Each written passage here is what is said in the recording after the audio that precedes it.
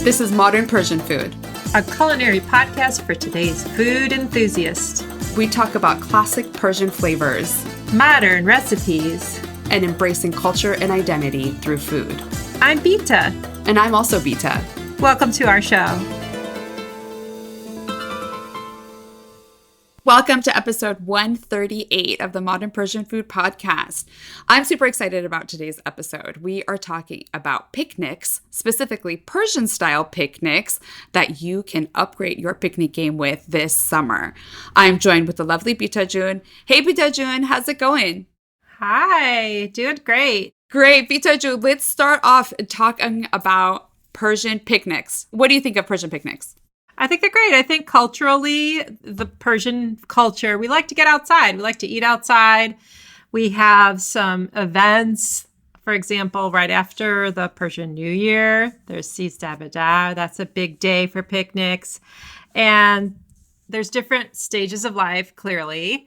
And you, listener, may be at one of these stages. Bita, June, and I are at different stages of life. But it's always nice to get outside for some fresh air. We're kind of going through this never-ending winter at the risk of complaining. I do feel grateful for living in California, but it's like kind of the spring that never came, where we literally had rain in Southern California this morning. But I'm ready for a good picnic. The stage of life that I'm in, and also in light of like how our lives have been over the last few years, now coming out of the pandemic, thankfully, one of the main ways that I entertain these days is through picnics. It's like we're outside, kids are around, adults are around, different stages of life are around, so which is cool. But I think like getting out and gathering everyone together outside is like a really fun way, and that kind of takes a little bit of the pressure off versus entertaining at home. And I love doing it. It's just nice. It's always fun to, if there's like a park or a playground nearby, and to bring some games and things that we'll get into in here in a few minutes,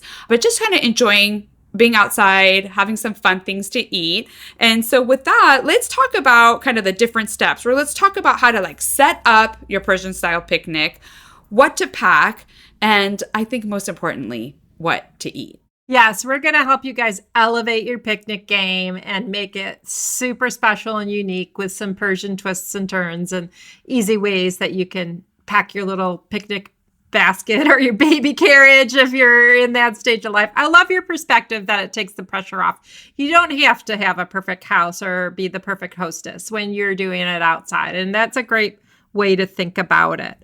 So yeah, let's talk about setup. So if I think back to like classic style picnics growing up, and when you kind of think of like a classic Persian style picnic, this might be funny to you, but I think about a big fat Persian rug. Oh. People would bring a rug out to the picnic and have it as the base of the picnic. I'm not talking about your very delicate silk Persian rug. I'm talking about kind of like a little bit more of the hardier wool knotted Persian rugs, the big ones that you have in like the living room, is to bring one of those out and you put that down, and it's perfect because it doesn't start rolling up on the sides. The wind doesn't take it. Kind of has like a nice firm base. And so I love having like a big flat rug on the ground.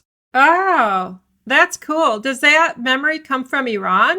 No, that comes from here. I remember going to the park in Corte Madera with my family, and then they would bring a rug, and it was just kind of like an easy way for everyone to sit at and play some games on and have a picnic on. So that's one thing that when I think about for setup, that's kind of nice. And if you don't want to bring a rug out, some sort of blanket or picnic setup, that's something that you can put on the ground. Mm-hmm. Sometimes we'll have like a little bit of like a tarp underneath our blankets to keep it from getting wet, but just something that people can kind of lounge around and relax on.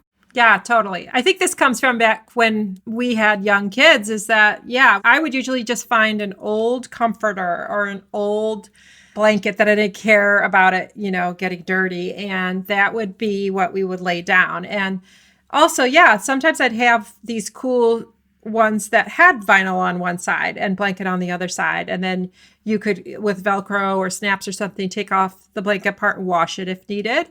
And the sort of vinyl-y waterproof side would be on the grass or on the part that could potentially be wet. Those were really neat, and they'd fold up really nice. These days, maybe, different stage that I'm in, I have teenage and young adult kids. We have these really cool, I think they're like tapestries, and they're really beautifully designed. It's not that thick. It's more or less like a sheet. I have a purple one that, the girls are no longer using in their bedroom decor. The once upon a time they had put it up on their wall. I put that down it's really big as my first layer. Our picnics these days are a lot of times like either on the grass overlooking the ocean or actually like on the beach. So I'll put the purple sheet thing down first as the base, and then I'll put these orange like big beach towels down, and it's really aesthetically beautiful. And then we just kind of go from there. Yeah, I mean, with a setup like that and those bright colors, like how could you go wrong? And I love that actually, that tarp, that tapestry that you're talking about for the sand, because the sand kind of just shakes right off of it. So that's like a great idea. I love that. Of course, towels are easily washable too. Yeah, exactly. That's a great foundation and base. And let's start building up from there. So what I love doing is bringing a table. Yeah. And I gifted myself a small picnic table for one of my early Mother's Days on behalf of my little toddler child at that point. But it's a small table. It's like 1.5 feet tall, and it's like 2 feet by 2 feet, and the legs screw on and off, and it comes in like a carrying bag. And I love it. It's perfect height. You can sit on the ground, and then the table is like at a perfect height for you to have all the picnic foods on it. If you want to have kind of like a bigger gathering, you can bring one of like a folding table and bring that out and pop that up. And then you kind of have like a designated area for your food and drinks that's not going to like topple over if someone walks around or anything like that.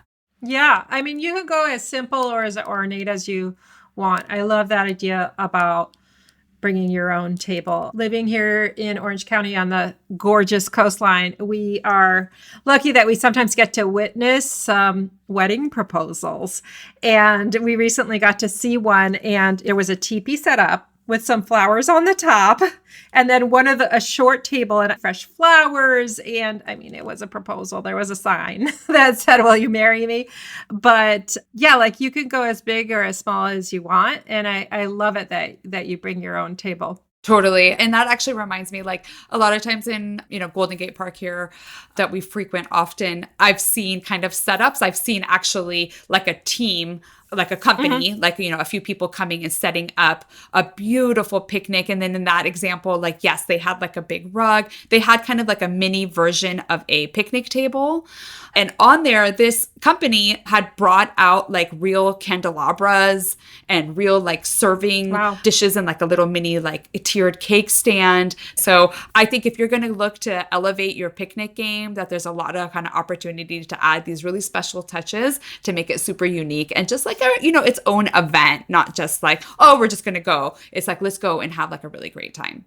Yeah, I love the colors. Personally, that's how I make it inviting and fun, is to try to bring in bright colors. But pillows, I've seen people bring like pillows. And again, we're living in a time of social media. So a lot of these ones I see, I'm like, okay, like they're just setting this up to take the pictures and the videos. So obviously we want to encourage you just to do it. So yeah, for me, sometimes I don't have a baby stroller, but sometimes I'm just throwing stuff. I have a dog stroller.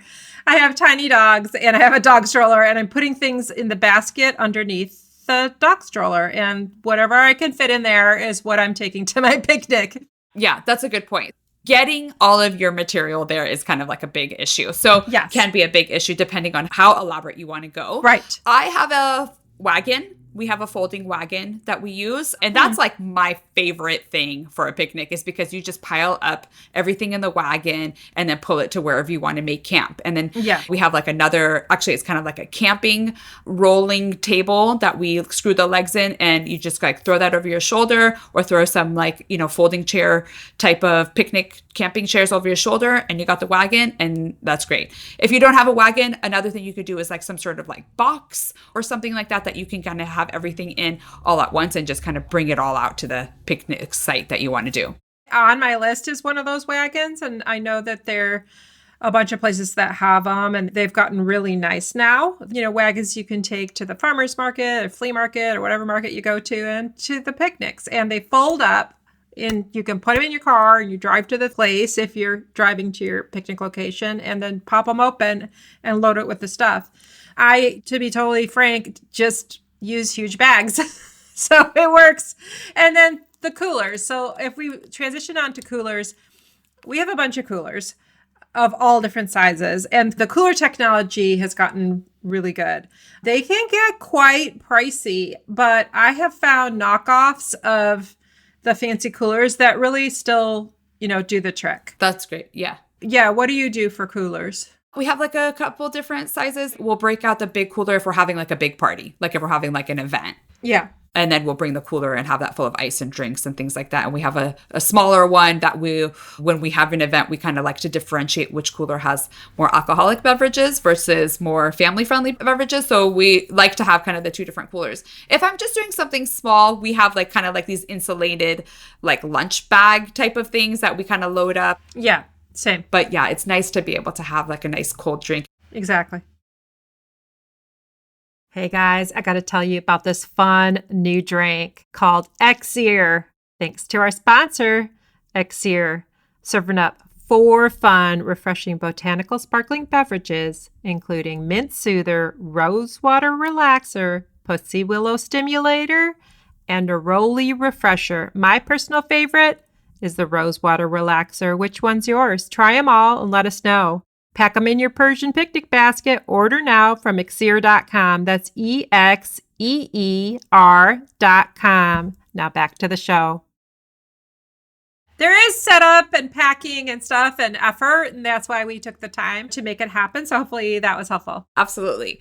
Because, some of those things do get a little bit intimidating. So if we can just really streamline and prepare some things in advance, it's kind of easier to just grab them all when you're ready and go. Yeah. Let's get into the juicy, delicious foods that we're going to talk about. So, your picnic can take a lot of different forms. You can do kind of like big grill style picnics, or you can do more intimate things, or you can do like everyone brings their own. But to me, one thing about a picnic is that the foods are more individualized. So you can get whatever it is that you're eating, you can hold it in your hand and you can chow down on it. And it's not like you don't have to worry so much about all the different utensils. And it's easier, I think, for serving and also for consuming. Sandwich. Sandwich is my silly way of saying it with a Persian accent, a sandwich. And to me, yeah, that's the simplest way. And that's what I did with my daughter. We picked up sandwiches. We each got our own sandwich. Okay, we called it a picnic. We got fun drinks. We got some kombucha, and we set up our pretty setting, and we had a sandwich picnic. So it could be as simple as that. But let's get into the Persian stuff. So Persian style. So one thing that I love are little kuku wraps. Cook a big kuku, and I cut it up in advance. And what I love to do is to toast up some tortilla or lavash bread.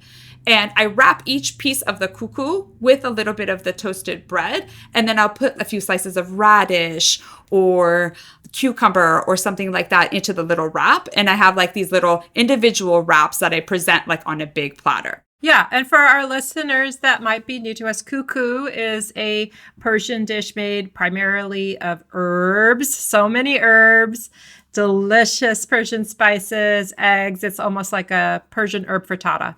So yeah, cool way to do that. Yeah, vegetarian way to do that. So that's a favorite thing to do. You could also do like individual like kotlet. Those are like the little fried potato patties. And I would say like using the same type of bread with like a bunch of fresh herbs in there, really like making it like a delicious little wrap. I think that's a fun way. Yeah, even a meat kotlet or a meat substitute kotlet would be wonderful. That came to mind for me is you could make it into a sandwich, or you could also just eat them because I consider that to be like a finger food. Kotlet. Speaking about meats, if you're looking for a classic style Persian sandwich, there's a mortadella sandwich, which I love. Definitely need to have some Persian style pickles with the mortadella. And that could be like on a nice roll or some sort of like really delicious bread that you could have. So that's a favorite. And I think that my favorite thing to have as a Persian picnic is to have little salad ooloovieh sandwiches or rolls. I love making them with like this split top buns that you see that like lobster rolls are made out of. Just top it all off with salad ooloovieh. And if you want to get it like extra credit, you can bring a whole bowl of salad ooloovieh to the picnic. And I'm sure that your guests will all be really excited about that. Yeah, and salad ooloovieh is kind of like a potato salad, but better. It has a sour flavor with the pickles and chicken. It has chicken in it, and usually it has potato, carrot, green peas. That's what mine has. And whatever you use for the sauce, mayo, mustard. Delicious in a sandwich. It's like a chicken slash potato slash egg salad served cold or room temperature. It's definitely a crowd pleaser. Every time I make that, people are loving it. Let's not forget the sides. So I think fruit is a really easy side. And I like to make little fruit kebabs. And this is fun if you have any kids or toddlers, to put chunks of fruit, melon, grapes, strawberries, almost any fruit will work on a little wooden skewer, and then make them in advance. And they're, again, finger food that's really easy to pass out. I love that because I think that when you break fruit, I think it's super handy to have it all prepped and ready to go. So you could do that like as a kebab form, or what I love doing is like having cut watermelon or like other types of melons, cantaloupes, and having it all cut and ready to go so people can just grab it and just start eating it. Also things like tangerines or bananas that are like, kind of self-contained, and then people can just open their individual ones as they want. Yeah, and on the topic of melon is a big Persian fruit, a very well-loved Persian fruit. I have a melon baller. I'm not sure if you have this tool, but it's just a way to make a ball as you're opening your melon. And then what I'll do is I'll just have a big bowl of the melon balls and some toothpicks. So that's a fun way too. Yeah, so what do you like to do for drinks? Drinks, I think that a lot of time a Persian style picnic will have tea.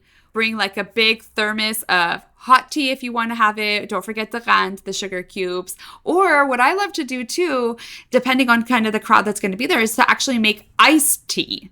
And I will just use a few tea bags, to be honest with you, and get a few big mason jars and make iced tea. I typically make it the night before and I chill it so that the next day it's cold and I don't have to worry about like cooling it down, and then it's ready to go. I just kind of grab that and throw that into either my cooler or with the rest of the stuff. And I really enjoy some sort of tea with my picnic. I love that. Our family really likes Arnold Palmer's.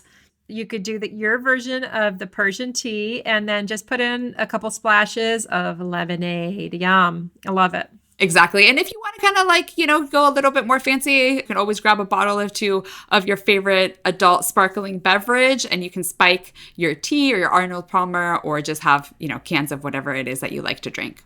I think it's fun to, have a variety of drinks, and it doesn't have to be Persian, of course.